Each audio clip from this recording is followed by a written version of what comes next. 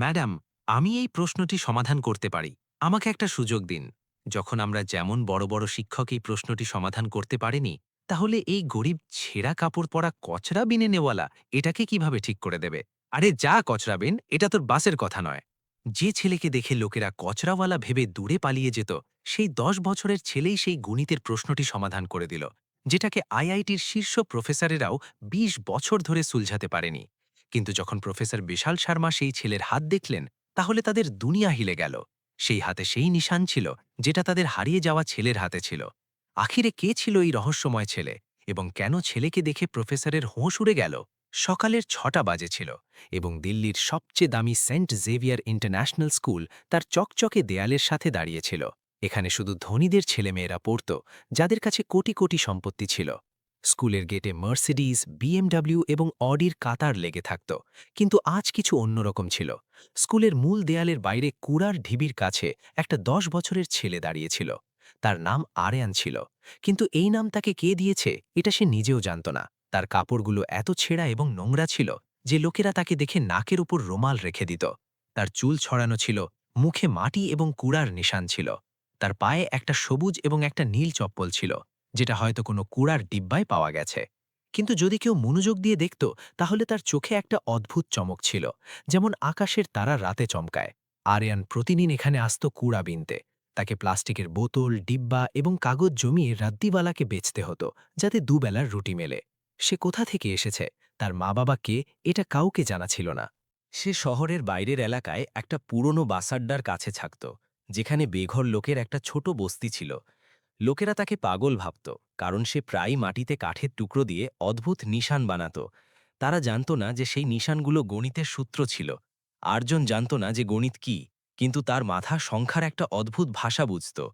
যখন সে কুড়ার ঢিবিতে কাজ করত, তাহলে তাকে বোতলের সংখ্যায় প্যাটার্ন দেখা যেত। যখন সে আকাশ দেখত, তাহলে তারার অবস্থান তাকে কোনো গোপন সংবাদের মতো লাগত। স্কুলের ভিতরে আজ বিশেষ হইচই ছিল। প্রফেসর বিশাল শর্মা দিল্লির সবচেয়ে নামকরা গণিতজ্ঞদের মধ্যে একজন ছিলেন। তারা আইআইটি দিল্লি থেকে পড়েছেন এবং তিনি আমেরিকায়ও কাজ করেছেন। কিন্তু তাদের জীবনে একটা এমন দুঃখ ছিল যেটা তাদের ভেঙে দিয়েছে। 8 বছর আগে তাদের 2 বছরের ছেলে একটা মেলায় হারিয়ে গেছে। তার নামও আর্জুন ছিল। প্রফেসর বিশাল শর্মা এবং তাদের স্ত্রী সুধা শর্মা সর্বত্র খোঁজ করেছেন। পুলিশ, মিডিয়া, প্রাইভেট জাসুস সবার সাহায্য নিয়েছেন, কিন্তু আর্জনের কোনো নিশান পাওয়া যায়নি। এই দুঃখ প্রফেসরকে এত কঠোর করে দিয়েছে যে তারা এখন ছেলেমেয়েদের সাথে ভালোবাসায় কথাও বলতেন না। তারা শুধু গণিতে নিজেকে ডুবিয়ে দিতেন এবং দিনরাত কঠিন প্রশ্নগুলো সমাধান করতে লেগে থাকতেন। আজ প্রফেসর বিশাল শর্মা একটা বিশেষ চ্যালেঞ্জ নিয়ে এসেছেন। সেটা একটা এমন প্রশ্ন ছিল যেটাকে তারা গত 20 বছর ধরে সমাধান করার চেষ্টা করছেন। এই প্রশ্ন ফার্মেডের শেষ প্রমেয় এবং কোয়ান্টাম গণিতের সিদ্ধান্তগুলোকে যোগ করত। এটাকে আন্তর্জাতিক গণিত সম্প্রদায় শর্মার অসম্ভব সমীকরণের নামে জানা যেত। প্রফেসর বিশাল শর্মা এই প্রশ্নে তাদের পুরো যৌবন লাগিয়ে দিয়েছেন, কিন্তু এখনও পর্যন্ত তারা এর সমাধান বের করতে পারেননি। আজ তারা এই প্রশ্নটি তাদের সবচেয়ে প্রতিভাবান ছাত্রদের সামনে রাখতে যাচ্ছেন, না যে আশায় যে কেউ এটাকে সমাধান করে দেবে, বরং তাই যাতে ছেলেরা বুঝতে পারে যে গণিত কতটা গভীর এবং রহস্যময়। ক্লাসে নীরবতা ছিল। সব ছেলেরা জানত যে যখন প্রফেসর বিশাল শর্মা এত গম্ভীর মুডে আসেন, তাহলে কিছু বড় হতে চলেছে। তিনি ধীরে ধীরে ব্ল্যাকবোর্ডে প্রশ্ন লিখতে শুরু করলেন। প্রথমে কিছু সাধারণ সংখ্যা লিখলেন, তারপর জটিল চিহ্ন, তারপর এমন ফর্মুলা যেগুলো কোনো অন্য দুনিয়ার ভাষা লাগছিল। 15 মিনিট ধরে তারা লিখতে থাকলেন। যখন তারা থামলেন, তাহলে পুরো বোর্ড অদ্ভুত নিশানে ভরে গেল। ছেলেরা বিস্ময়ে দেখছিল। কিছুকে তো বোঝাই আসছিল না যে এটা গণিত কিনা, বা কোনো জাদুকরি মন্ত্র। প্রফেসর পিছনে ঘুরে দেখলেন এবং বললেন, এই প্রশ্ন আমি আমার জীবনের সবচেয়ে মূল্যবান অংশ দিয়ে তৈরি করেছি। আমি চ্যালেঞ্জ দিচ্ছি যে যদি তোমাদের মধ্যে কেউ এটাকে কাল সকাল পর্যন্ত সমাধান করে দেয়, তাহলে আমি আমার প্রফেসরই ছেড়ে দেব এবং তাকে আমার সব সম্পত্তি দিয়ে দেব। বাইরে আর্জন কুড়ার ঢিবিতে কাজ করছিল, কিন্তু তার মন ক্লাসরুমের জানালার দিকে ছিল। যতক্ষণ প্রফেসর প্রশ্ন লিখছিলেন, আর্জন লোহার জালে চেপে ধরে তাদের দেখছিল।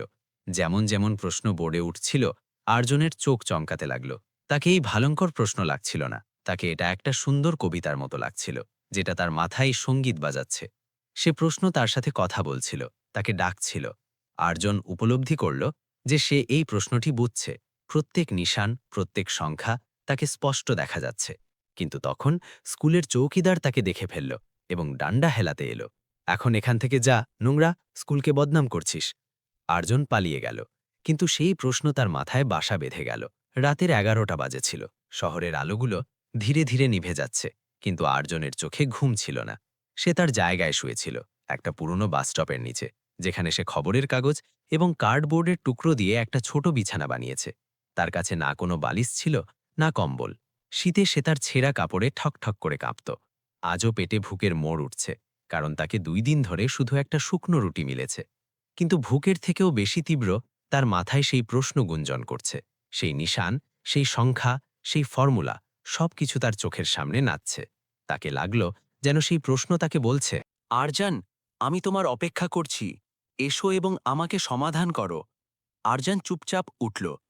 চারপাশে সব বেঘর লোকেরা ঘুমোচ্ছে। কিছু মদ খেয়ে অজ্ঞান হয়ে পড়ে আছে, কিছু ঠান্ডায় কাঁপছে। আরজান তার পায়ে সেই আলাদা আলাদা রঙের চপ্পল পরল এবং রাস্তায় বেরিয়ে পড়ল। রাতে দিল্লির রাস্তাগুলো বিজন লাগছিল। এখানে সেখানে কিছু দেরিতে ফেরা গাড়ি দেখা যাচ্ছে। আরজান দ্রুত স্কুলের দিকে দৌড়ল। তার হৃদয়ে একটা অদ্ভুত জজবা ছিল। সে জানত না যে এটা কি, কিন্তু সে জানত যে তাকে সেই প্রশ্নটি সমাধান করতে হবে, যেন এটাই তার জীবনের উদ্দেশ্য। স্কুল পৌঁছে আরজান দেখল যে মূল গেট বন্ধ এবং চৌকিদার তার কুটিরে ঘুমোচ্ছে। কিন্তু আরজান জানত যে স্কুলের পিছনের দেওয়ালে একটা জায়গা ভাঙা, যেখান থেকে সে প্রায়ই কুড়া তুলতে ঢুকত।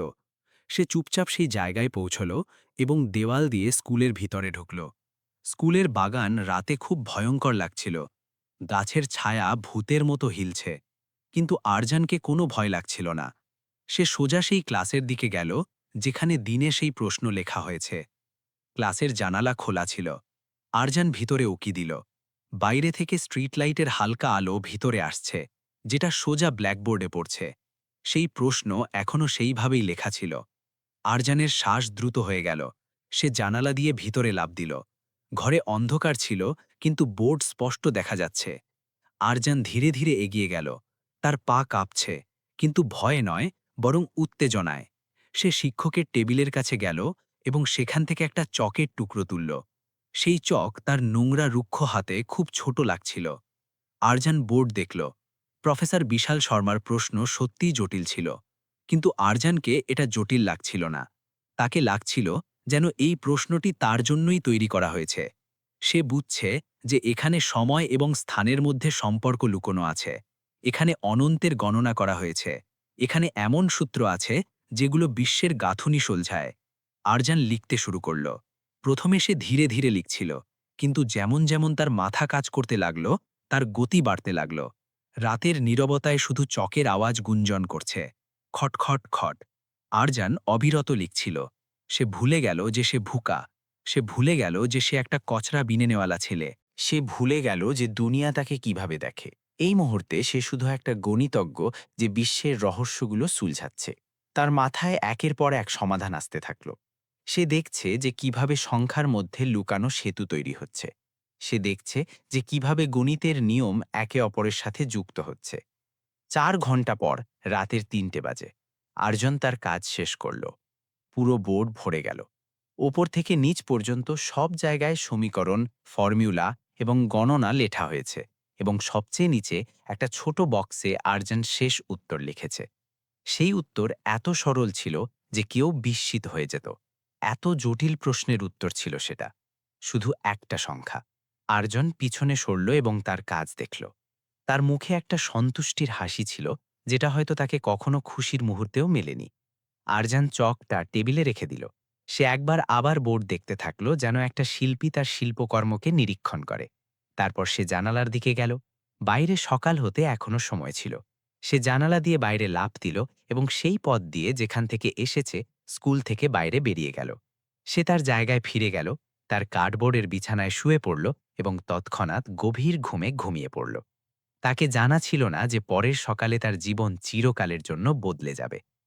সকাল 8টায় প্রফেসর বিশাল শর্মা তাদের সবসময়ের সময় স্কুলে পৌঁছলেন। তারা আজও রাগে লাগছিলেন, কারণ তাদের জানা ছিল যে কালকের প্রশ্ন কেউ সমাধান করতে পারেনি। তারা সোজা তাদের ক্লাসে গেলেন। তাদের সাথে স্কুলের প্রিন্সিপাল মীরাও ছিল, যে দেখতে চাইছিল যে সত্যিই কোনো ছাত্র এই অসম্ভব চ্যালেঞ্জকে পূর্ণ করতে পারবে কিনা। যেই প্রফেসর ক্লাসের দরজা খুললেন এবং ভিতরে পা রাখলেন, তাদের হাত থেকে ফাইলগুলো পড়ে গেল। তাদের চোখ ছড়িয়ে গেল এবং তারা যেন পাথরের মূর্তি হয়ে গেলেন। বোর্ডে তাদের প্রশ্ন সমাধান হয়ে গেছে। না শুধু সমাধান হয়েছে, বরং এমনভাবে সমাধান হয়েছে যেটার তারা কখনো কল্পনাও করেননি।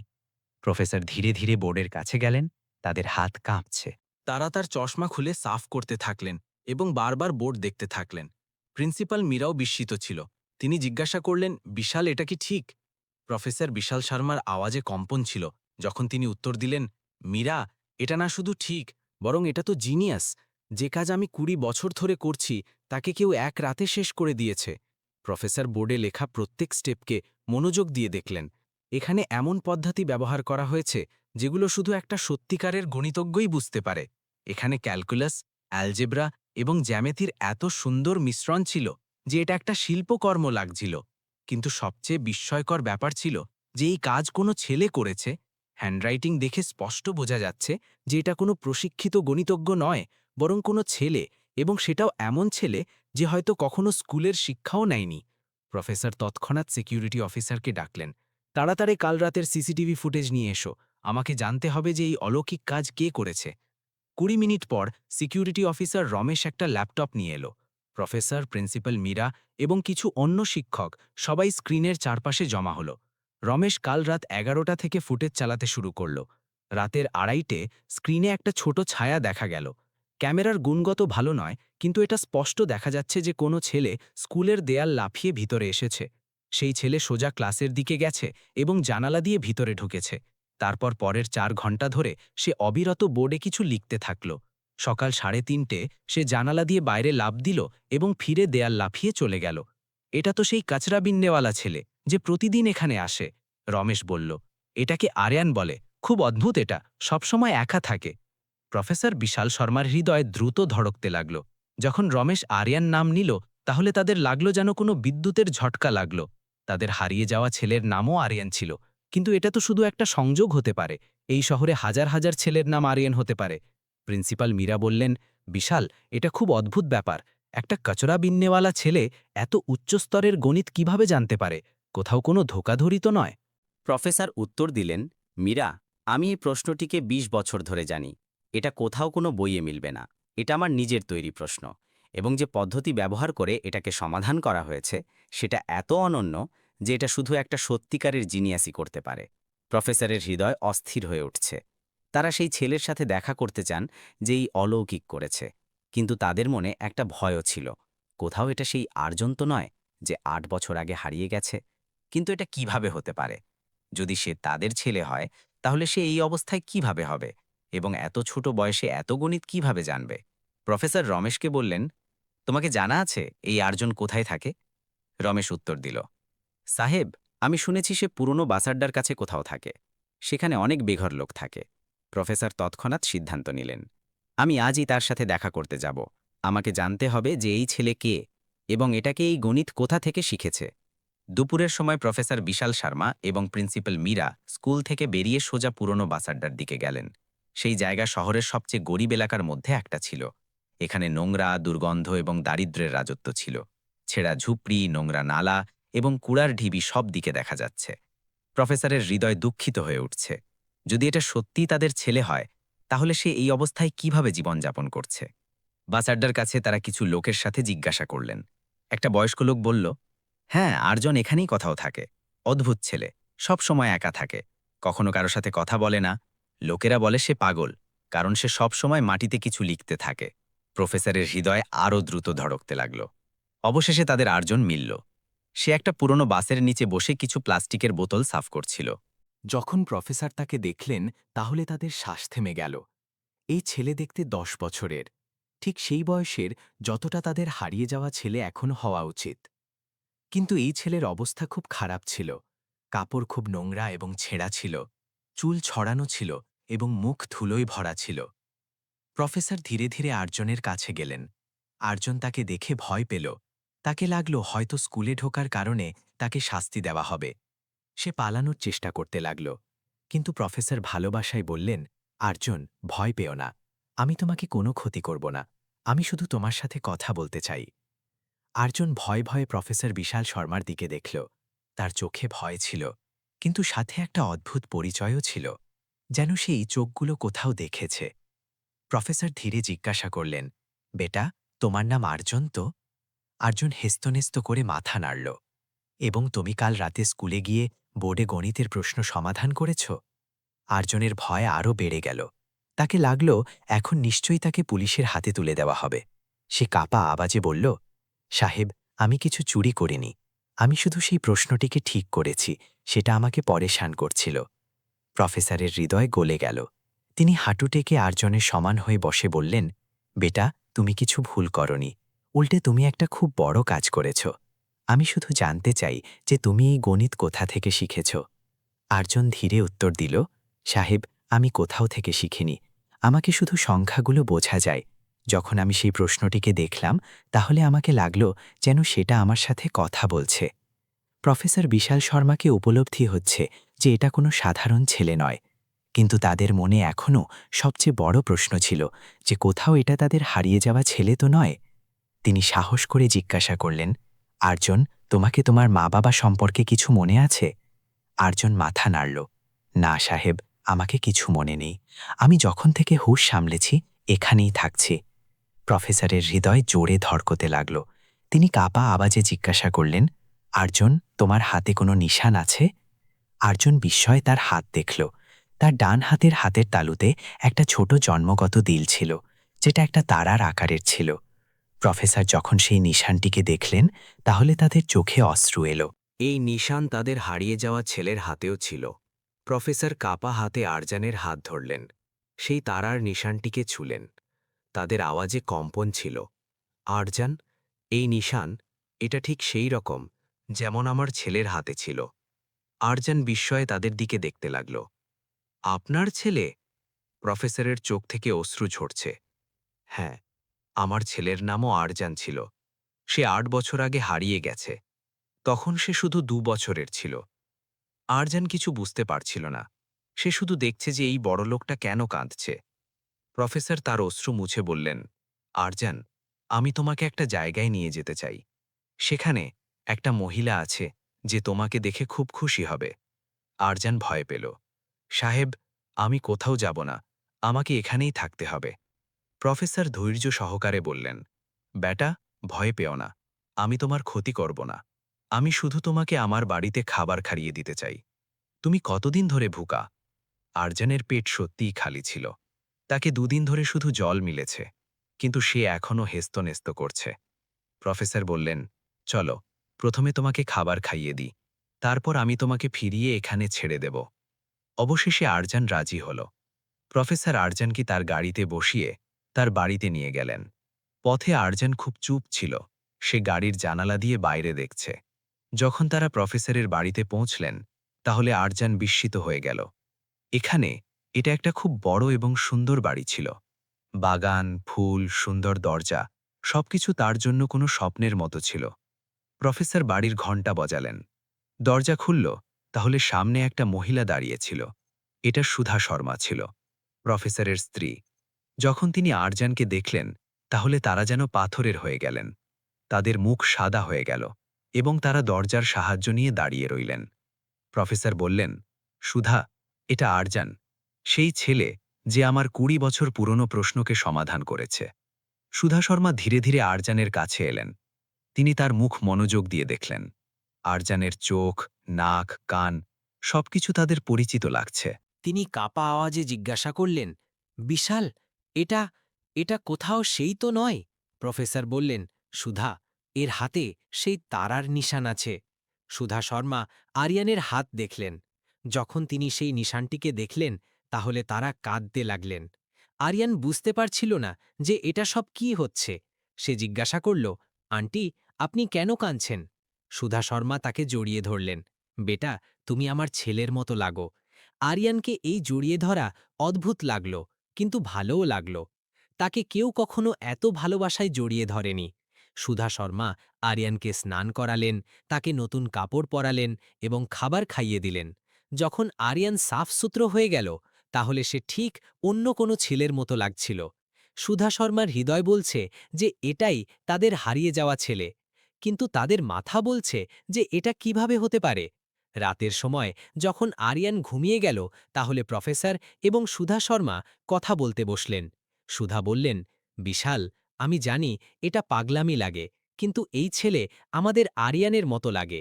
প্রফেসর উত্তর দিলেন, সুধা, আমাকেও সেই রকম লাগছে, কিন্তু যদি এটা সত্যিই আমাদের ছেলে হয় তাহলে সে এত বছর কোথায় ছিল এবং এটাকে গণিতের এত জ্ঞান কিভাবে? পরের দিন প্রফেসর ডাক্তারের সাথে যোগাযোগ করে আরিয়ানের ডিএনএ টেস্ট করানোর সিদ্ধান্ত নিলেন, কিন্তু তাদের হৃদয়ে আগে থেকেই বিশ্বাস ছিল যে এটা তাদের নিজের ছেলে। তারা আরিয়ানকে ফিরিয়ে স্কুলে নিয়ে গেলেন এবং সব শিক্ষকের সামনে তাকে সম্মানিতও করলেন। 3 দিন পর ডিএনএ টেস্টের রিপোর্ট এলো। প্রফেসর বিশাল শর্মা এবং সুধা শর্মা ডাক্তারের কেবিনে বসেছিলেন। তাদের হৃদয়ের ধড়কন দ্রুত হচ্ছে। ডাক্তার রিপোর্ট খুললেন এবং হেসে বললেন, বধাই হো, এটা 100% প্রমাণিত হয়েছে যে আরিয়ান আপনাদের নিজের ছেলে। এটা শুনে সুধা শর্মা খুশিতে কেঁদে উঠলেন এবং প্রফেসরের চোখেও অশ্রু এলো। 8 বছর পর তাদের হারিয়ে যাওয়া ছেলে মিলেছে। কিন্তু এখন সবচেয়ে বড় প্রশ্ন ছিল যে আরিয়ান এই 8 বছরে কোথায় ছিল এবং সে গণিত কিভাবে শিখেছে। যখন তারা আরিয়ানকে এটা সব জিজ্ঞাসা করলেন, তাহলে আরিয়ান বলল যে তাকে তার কোনো অতীত মনে নেই। সে শুধু এটুকু জানে যে সে সবসময় সেই বাস আড্ডার আশেপাশে ছিল। কিছু বেঘর লোকেরা তার যত্ন নিয়েছে। যখন সে ছোট ছিল তাহলে একটা বয়স্ক লোক তার খেয়াল রাখত, যে রদ্দির ব্যবসা করত। তারই দোকানে পুরনো বই মিলত, যেগুলো আর্জুন পড়তে থাকত। প্রফেসর সেই বয়স্ক লোকের সাথে দেখা করার সিদ্ধান্ত নিলেন। তার নাম রামু কাকা ছিল। রামু কাকা বলল, সাহেব, এই ছেলে 8 বছর আগে খুব খারাপ অবস্থায় মিলেছে। কেউ এটাকে বাস আড্ডায় ছেড়ে দিয়ে গেছে। এটা খুব অসুস্থ ছিল এবং কিছু মনে ছিল না। আমি এর যত্ন নিয়েছি। এটা খুব অদ্ভুত ছেলে, সব সময় বইয়ে মুখ গুজে থাকত। আমি তো পড়াশোনা করিনি, কিন্তু এটা বই দেখে সব কিছু বুঝে যেত। রামু কাকা এটাও বলল যে আর্জুনে কিছু বিশেষ ব্যাপার ছিল। সে খুব তাড়াতাড়ি জিনিস শিখে যেত। সাহেব, এই ছেলে জাদুকর। আমি দেখেছি এটাকে যে এটা হাওয়ায় আঙুল দিয়ে কিছু লিখতে থাকত। আমাকে লাগতো এটা পাগল, কিন্তু এখন জানা গেল যে এটা তো জিনিয়াস। রামু কাকার চোখে অশ্রু ছিল যখন সে বলল, সাহেব, আমি খুশি যে এটাকে তার বাড়ি মিল গেল। এইভাবে আর্জনের জীবন এক নতুন অধ্যায়ে প্রবেশ করল। প্রফেসর বিশাল শর্মা এবং সুধা শর্মা তাদের হারিয়ে যাওয়া ছেলেকে ফিরে পেয়ে অশেষ খুশি হলেন। আর্জুনকে তারা নিজেদের বাড়িতে নিয়ে এলেন, তাকে ভালো খাবার, নতুন কাপড় আর সবচেয়ে বড় কথা, ভালোবাসা দিলেন। সেন্ট জেভিয়ার স্কুলে আর্জুনকে বিশেষভাবে ভর্তি করা হল।